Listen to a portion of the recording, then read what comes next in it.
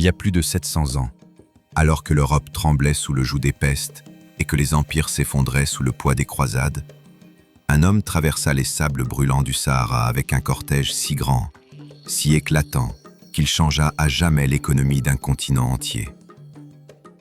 Cet homme s'appelait Mansa Moussa, un roi, un conquérant, mais surtout l'homme le plus riche de tous les temps.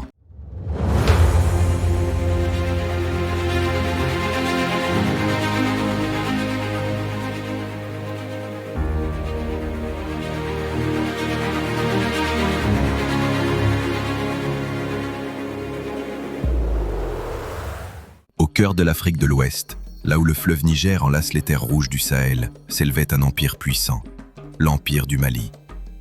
Il était vaste, plus vaste que tous les royaumes d'Europe réunis. Et sous sa terre dormait un secret, l'or. À cette époque, la moitié des réserves d'or du monde connu se trouvaient dans cet empire.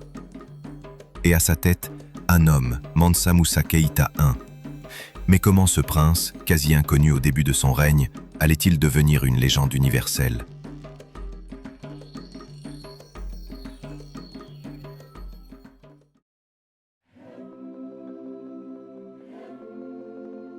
L'histoire commence en 1312. Le roi précédent, Aboubakri II, fasciné par l'océan Atlantique, aurait abandonné le trône pour partir à la conquête de l'inconnu. On dit qu'il aurait pris 2000 navires et qu'il ne revint jamais. C'est alors que son neveu, Moussa, un jeune homme pieux, lettré, formé à l'ombre des savants de Tombouctou, fut désigné comme successeur. Mais il ne s'agissait pas simplement de gouverner un royaume. Moussa avait une vision. Il voulait faire du Mali un phare du monde islamique, un carrefour du savoir, un empire éclatant dont on parlerait jusqu'en Arabie et au-delà.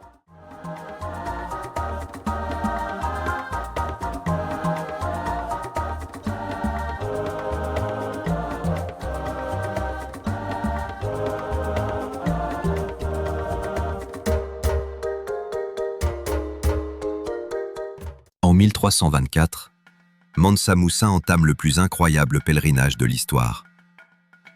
Destination, la Mecque. Mais ce n'était pas un voyage comme les autres. 60 000 personnes marchèrent avec lui. 12 000 esclaves, chacun portant une barre d'or de 2 kilos. 500 porteurs, des chameaux chargés de sacs d'or, des parasols d'apparat, des tissus de soie, des lettrés, des griots, des savants, des soldats. Et au centre, un roi vêtu d'or, marchant au rythme du Coran.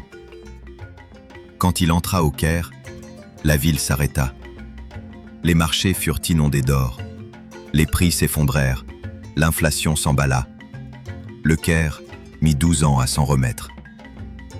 Mansa Moussa, sans le vouloir, venait de perturber toute l'économie du monde méditerranéen, avec sa générosité.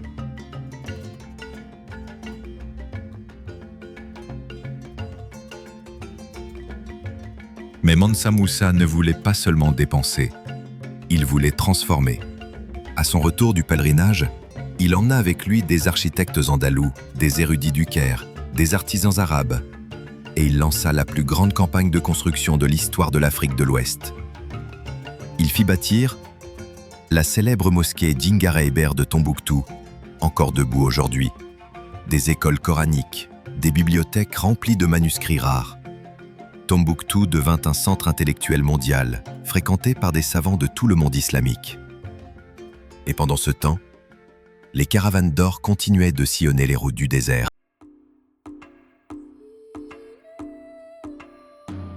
Mais qui était vraiment Mansa Moussa ?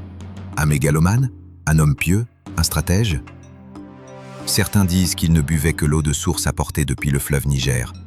D'autres qu'il connaissait le Coran par cœur.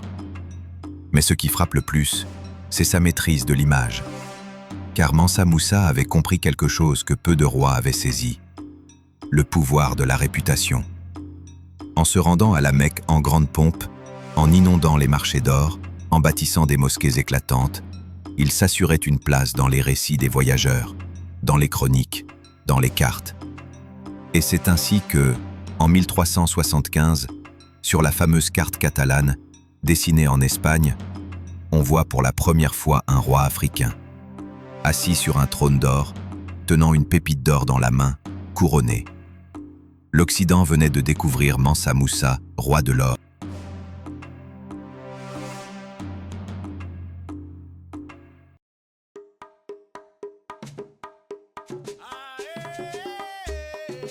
Quand il mourut en 1337, Mansa Moussa laissa derrière lui un empire plus vaste que jamais.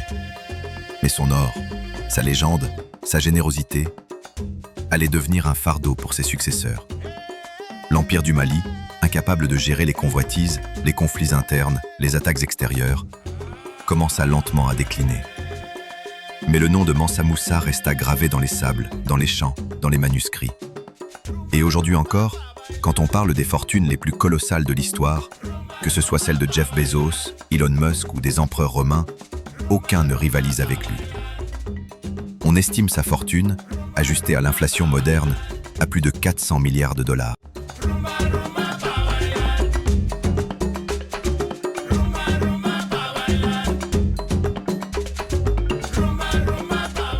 Pourquoi connaît-on si peu Mansa Moussa dans les livres d'histoire? Pourquoi ne parle-t-on pas de l'Afrique comme d'un continent d'empire, de savants, de bâtisseurs, d'hommes d'État? Peut-être parce que son histoire dérange. Peut-être parce qu'elle remet en question les récits dominants. Mais elle est là. Elle nous rappelle qu'à une époque, l'Afrique brillait si fort que même le soleil du désert semblait pâle.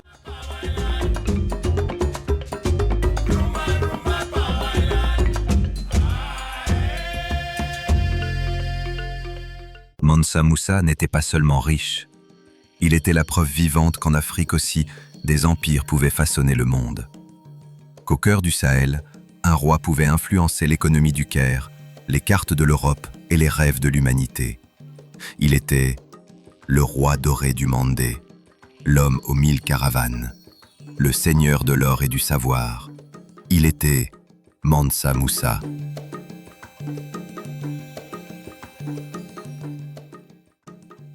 Si cette histoire t'a captivé, abonne-toi à Terre de Mémoire. Chaque semaine, découvre avec nous les civilisations, les rois et les révolutions qui ont changé le monde.